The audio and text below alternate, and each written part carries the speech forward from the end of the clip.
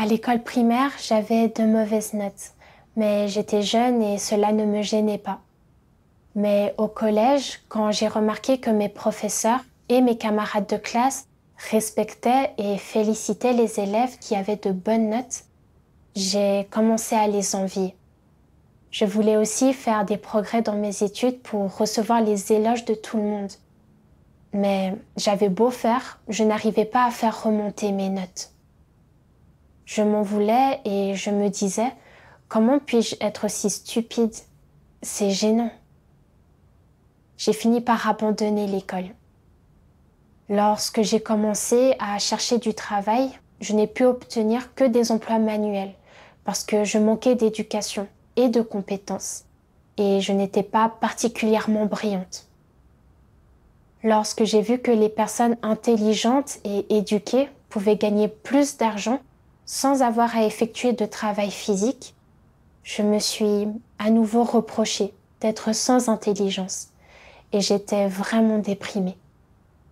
Après avoir accepté l'œuvre des derniers jours de Dieu Tout-Puissant, j'ai vu que les dirigeants d'église étaient capables de renoncer à certaines choses, de se dépenser, de souffrir et de payer le prix, et pouvaient résoudre les difficultés des frères et sœurs en échangeant sur les paroles de Dieu.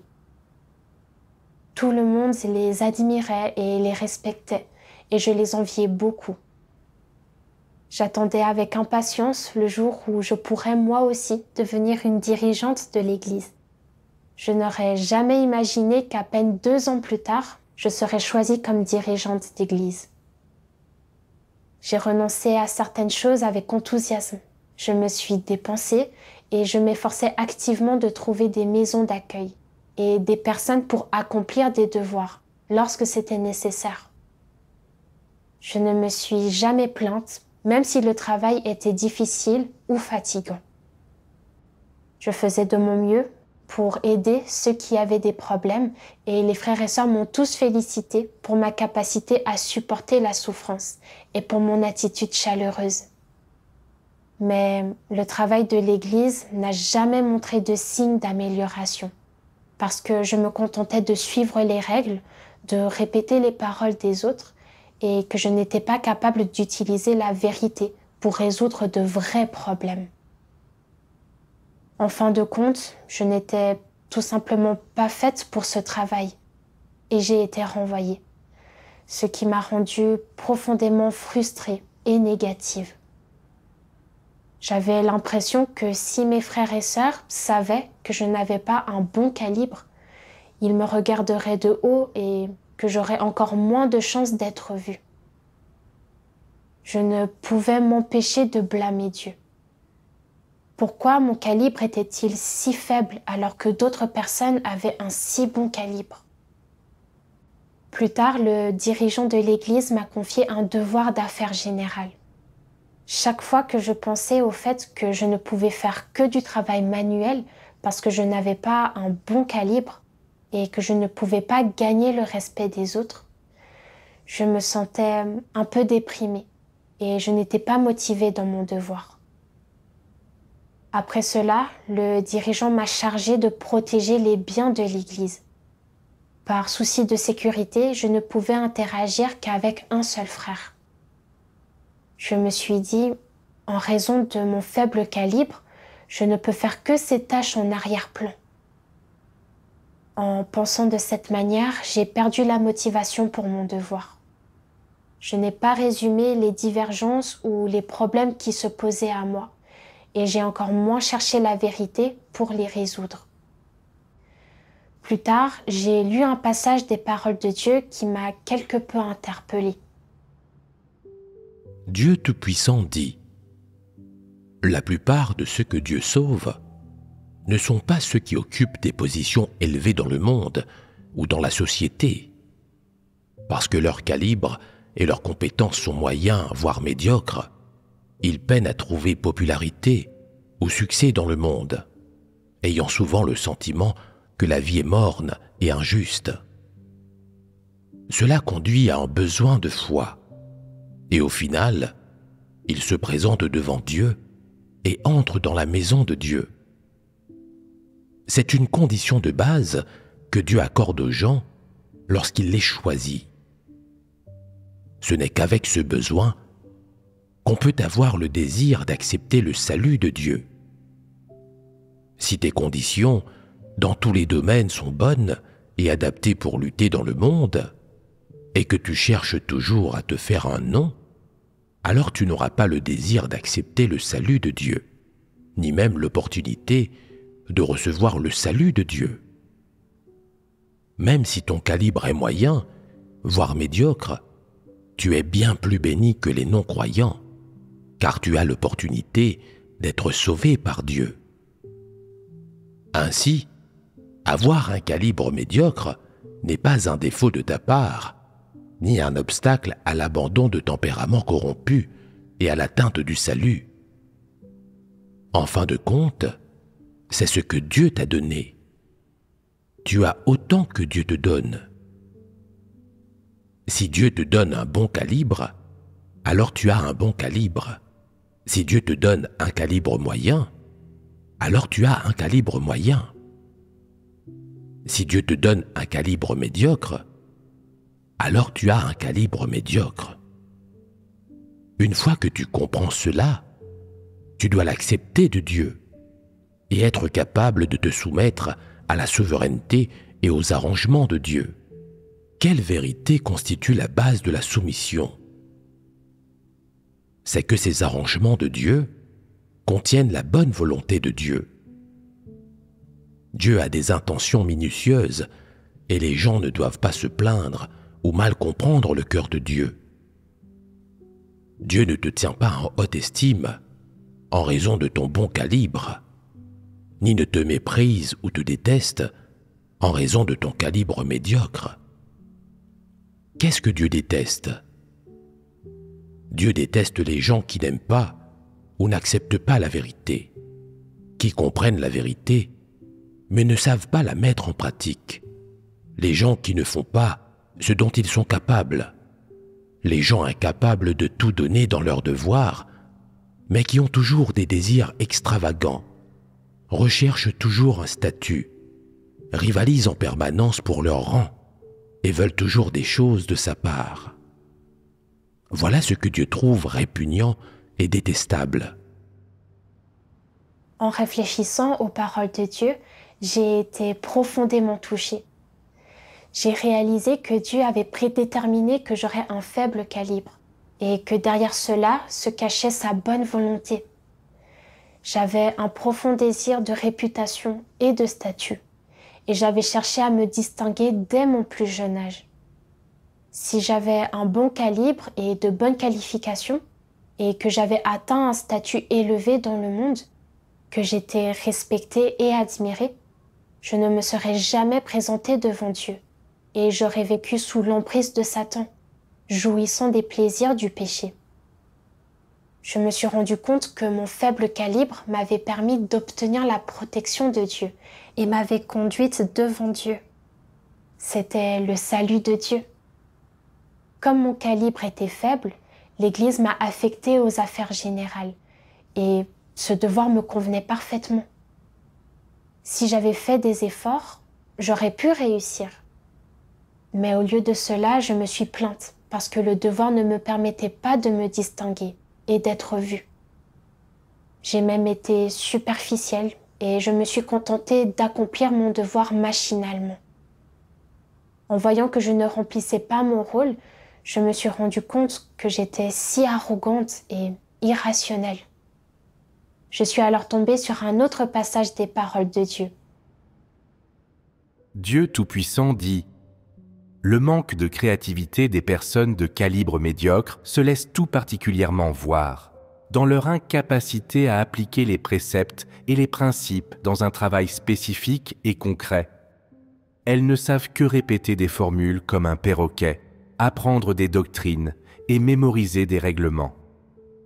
Se contenter de mémoriser des doctrines et des règlements est inutile et n'est pas une marque de créativité. La créativité d'une personne se mesure à sa capacité à mettre en œuvre les préceptes, les principes et les règles dans la vie concrète, en effectuant correctement le travail lié à ces préceptes et principes.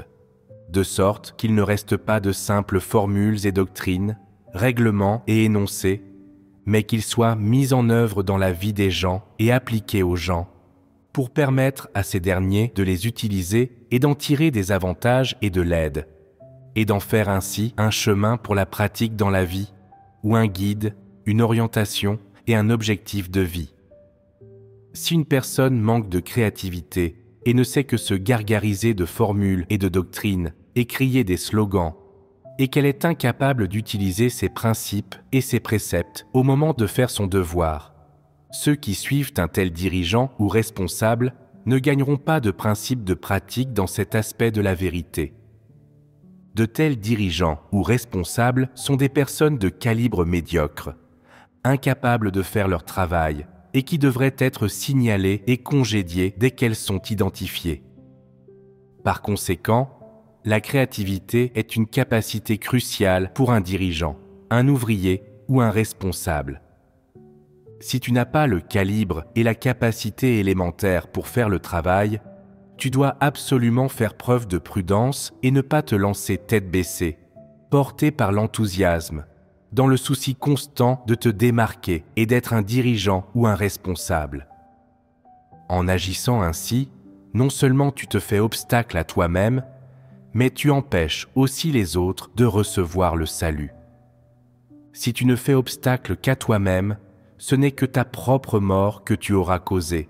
Mais si tu fais obstacle aux frères et sœurs, ne fais-tu pas du tort à beaucoup de gens? Tu ne te soucies peut-être pas de ta propre vie, mais les autres se soucient de la leur. De plus, c'est une chose de faire obstacle à ta propre vie quotidienne ou à ta réussite financière, mais faire obstacle au travail de l'Église, ce n'est pas un problème mineur. Peux-tu porter une telle responsabilité? Si tu es véritablement quelqu'un de conscient et que tu sens que cette responsabilité est importante, que faire obstacle au travail de l'Église n'est pas quelque chose dont tu peux porter la responsabilité, alors tu ne dois en aucun cas recourir à tous les moyens nécessaires pour te mettre en valeur et rivaliser pour être le dirigeant. Si tu n'as pas le calibre et la stature, cesse de toujours vouloir autant te démarquer. Ne laisse pas ta soif d'autorité faire obstacle au travail de l'Église, ou empêcher le peuple élu de Dieu d'entrer dans la vérité et de gagner une bonne destination. C'est un péché. Tu dois avoir une certaine conscience de toi-même. Fais ce que tu es capable de faire et n'aspire pas sans cesse à devenir dirigeant. Outre le fait de devenir dirigeant, il existe bien d'autres devoirs que tu peux faire. Être dirigeant n'est pas ton droit exclusif, et cela ne doit pas non plus être ce que tu poursuis. Si tu as le calibre et la stature d'un dirigeant, ainsi que le sens du fardeau à porter, il est préférable de te laisser élire par les autres. Cette pratique est bénéfique pour le travail de l'Église et pour toutes les personnes concernées. Si tu n'as pas le calibre d'un dirigeant, montre-toi bienveillant et assume une partie de la responsabilité de l'avenir des autres. Ne cherche pas constamment à devenir dirigeant et ne fais pas obstacle aux autres. Vouloir être dirigeant et prendre en charge le travail de l'Église en dépit d'un calibre médiocre, c'est faire preuve d'un manque de raison. Si tu n'as pas le calibre et la stature nécessaires, contente-toi de bien faire tes devoirs. En menant à bien véritablement tes devoirs, tu montres que tu es pourvu de raison. Travaille selon tes capacités. Ne nourris pas d'ambition et de désir. Ne cherche pas seulement à satisfaire tes désirs personnels en négligeant le travail de l'Église, car cela nuit à la fois à toi-même et à l'Église. Ce serait là la manifestation d'un calibre médiocre en matière de créativité. Ce que Dieu a révélé, c'est justement mon propre comportement. Je n'avais qu'un faible calibre et je manquais de créativité.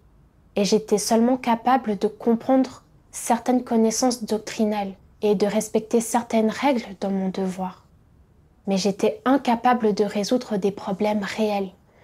Je n'étais donc pas apte à servir en tant que dirigeante. Après avoir été désignée comme dirigeante, j'ai exercé avec enthousiasme. Je me suis dépensée, j'étais motivée et je pouvais exécuter des missions d'ordre général. Mais comme j'avais un faible calibre, je ne pouvais que suivre les instructions et tout faire selon les règles. Je n'arrivais pas à comprendre et à résoudre les problèmes rencontrés au travail. Et j'ai fini par être licenciée parce que je n'étais pas capable de faire un travail réel. Il existe certains principes qui permettent de déterminer si une personne est apte à diriger. Il devrait au moins avoir une bonne humanité et un calibre moyen et être capable de résoudre de vrais problèmes. En ce qui me concerne, je n'avais pas le calibre d'une dirigeante. Et si je continuais à assumer ce rôle, je ne ferais qu'entraver le travail de l'Église et retarder l'entrée dans la vie de mes frères et sœurs. Ce serait une grave transgression. Le dirigeant a eu raison de me démettre de mes fonctions, étant donné que mon calibre était faible et que j'étais incapable d'accomplir le travail de l'Église. Non seulement cela me protégeait, mais c'était aussi la chose responsable à faire pour le travail de l'Église. Mais je n'avais aucune connaissance de moi-même. J'avais un faible calibre, mais un fort désir de statut et de réputation. Je voulais toujours me distinguer, que ce soit sur un poste de dirigeante ou de travailleuse. J'étais si déraisonnable. J'ai prié Dieu en disant « Cher Dieu, je te remercie. Tu m'as empêché de suivre un mauvais chemin en me renvoyant juste à temps. Tu m'as aussi aidé à comprendre mon état à travers la révélation de tes paroles. Maintenant, j'accepte complètement le fait d'avoir été renvoyée pour mon faible calibre. Oh mon Dieu, je suis prête à me repentir et à ne plus blâmer mon faible calibre. Je souhaite rechercher la vérité pour remédier à mon tempérament corrompu et adopter la bonne attitude à l'égard de mon calibre. J'ai continué à réfléchir et à chercher pourquoi je me plaignais toujours de mon faible calibre. Plus tard, j'ai compris qu'il y avait un problème avec mon état, après avoir lu un passage des paroles de Dieu. Dieu Tout-Puissant dit : L'attachement des antéchrists à leur réputation et à leur statut va au-delà de celui des gens normaux, et cela fait partie de leur tempérament essence. Ce n'est ni un intérêt temporaire, ni l'effet transitoire de leur environnement. C'est quelque chose dans leur vie, leurs os, et c'est donc leur essence. C'est-à-dire que dans tout ce que font les antéchrists, leur première considération est leur propre réputation et leur propre statut, rien d'autre. Pour les antéchrists, la réputation et le statut sont leur vie et le but de toute leur vie. Dans tout ce qu'ils font, leur première considération est la suivante. Qu'adviendra-t-il de mon statut et de ma réputation ? Est-ce que faire cela me donnera une bonne réputation ? Cela élèvera-t-il mon statut dans l'esprit des gens ? C'est la première chose à laquelle ils pensent, ce qui est une preuve suffisante qu'ils ont le tempérament et l'essence des antéchrists. Autrement, ils ne réfléchiraient pas à ces problèmes. On peut dire que pour les antéchrists, la réputation et le statut ne sont pas une exigence supplémentaire quelconque, encore moins quelque chose d'étranger dont il pourrait se passer. Cela fait partie de la nature des antéchrists. C'est dans leurs os, dans leur sang, et c'est inné. Les antéchrists ne sont pas indifférents à la question de savoir s'ils possèdent réputation et statut. Telle n'est pas leur attitude. Alors, quelle est leur attitude ? La réputation et le statut sont intimement liés à leur vie quotidienne, à leur état quotidien, à ce qu'ils poursuivent au quotidien. Et donc, pour les antéchrists, le statut et la réputation sont leur vie. Peu importe comment ils vivent, peu importe l'environnement dans lequel ils vivent, leur travail, ce qu'ils poursuivent, leurs objectifs, la direction de leur vie, Tout tourne autour d'une bonne réputation et d'un statut élevé. Et ce but ne change pas. Ils ne peuvent jamais mettre de côté de telles choses. Dieu révèle que quoi que fassent les antéchrists, ils considèrent toujours en premier lieu leur propre réputation et leur propre statut. En toutes circonstances, ils s'efforcent de satisfaire leurs ambitions et leurs désirs. J'étais peut-être d'un faible calibre, mais le tempérament que je révélais était exactement comme celui d'une antéchrist. Dans mon devoir, je cherchais à obtenir le respect des gens et je voulais toujours être vue. Lorsque j'ai été licenciée, je n'ai pas réfléchi à mes lacunes. Au lieu de cela, je me suis comportée de manière déraisonnable. Je me plaignais du fait que Dieu m'avait donné un faible calibre. Je devenais négative et je me relâchais. J'ai vu que malgré le fait que je vivais dans la foi depuis des années et que j'ai tant profité de l'abreuvement et de l'approvisionnement des paroles de Dieu, mon tempérament vie n'avait pas changé du tout. Je chérissais la réputation et le statut autant que ma propre vie. C'était vraiment dangereux. J'ai pensé à mon ancienne partenaire Yongjin. Elle avait un certain calibre et une bonne capacité de travail. Mais elle était arrogante, autoritaire et obsédée par son statut. Elle se mettait en valeur dans son devoir dès qu'elle le pouvait pour gagner le respect des gens et commettait des actes qui perturbaient et dérangeaient le travail de l'Église. Notre responsable l'a exposée et émondée à plusieurs reprises, mais elle n'a pas voulu se repentir.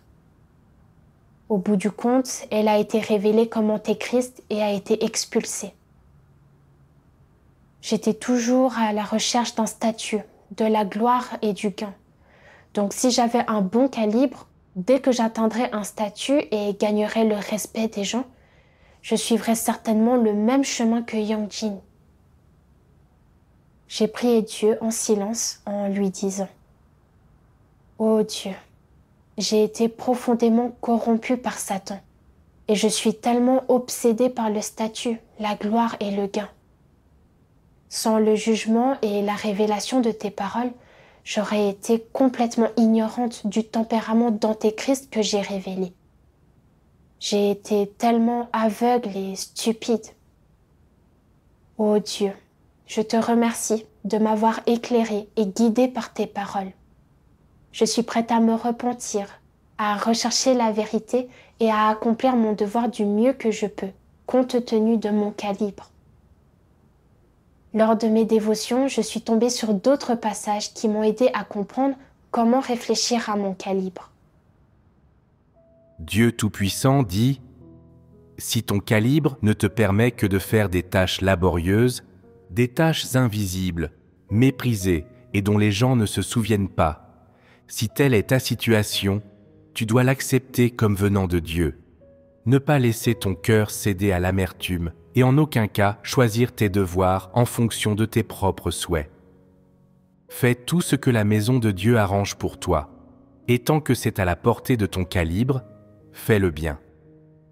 Quand bien même tu ne pourrais faire aucun autre travail, quand bien même tu ne pourrais pas jouer de rôle clé et décisif dans le travail de l'Église, et ta contribution ne serait pas significative, tant que tu peux déployer tous tes efforts et toute ta loyauté dans un travail qui passe inaperçu et que tu cherches uniquement à satisfaire Dieu, c'est suffisant.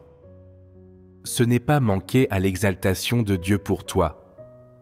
Ne choisis pas tes tâches en fonction du fait qu'elles sont sales ou fatigantes, que les autres te voient les faire ou non, ou que les gens te louent ou te méprisent pour les avoir faites.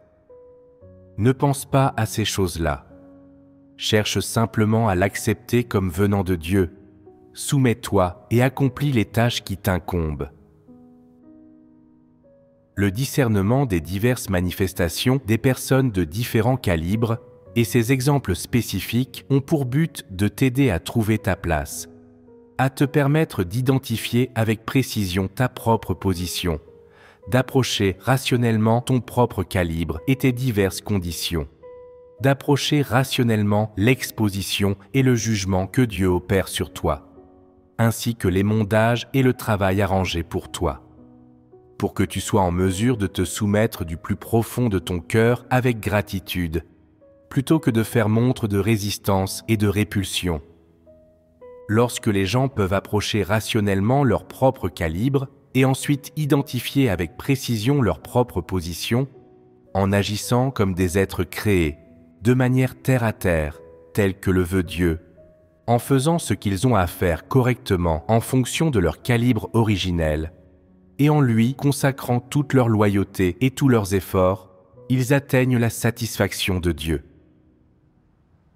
Les paroles de Dieu m'ont donné un chemin de pratique. Malgré mon faible calibre, Dieu ne m'avait pas maltraité. La préservation des biens de l'Église exigeait de la responsabilité et de la minutie. Je devais vérifier et entretenir régulièrement les lieux. En travaillant consciencieusement, j'étais en mesure de faire ces choses et ce devoir me convenait. Je devais connaître ma place et accomplir mon devoir loyalement, au meilleur de mes capacités. J'ai pensé aux paroles de Dieu qui disent « Les fonctions ne sont pas les mêmes. Il y a un seul corps. Chacun fait son devoir, chacun a sa place et faisant de son mieux. Pour chaque étincelle, il y a un éclair de lumière et cherchant la maturité dans la vie. Ainsi je serai satisfait. » Les paroles de Dieu m'ont beaucoup encouragée et au fond de moi, j'ai voulu chérir ce devoir. Plus tard, tout en accomplissant mon devoir de préservation des biens, je récapitulais sans cesse mes erreurs et mes faiblesses. J'identifiais les points sur lesquels j'avais enfreint les principes et je corrigeais rapidement mes problèmes après les avoir identifiés. Lorsque je ne parvenais pas à identifier moi-même les problèmes, je priais Dieu et lui demandais de me les révéler. Je faisais de mon mieux pour faire tout ce qui était nécessaire pour améliorer mon travail. Si je suis parvenue à cette interprétation et à cette transformation, c'est grâce aux paroles de Dieu qui m'ont guidée. Merci à Dieu.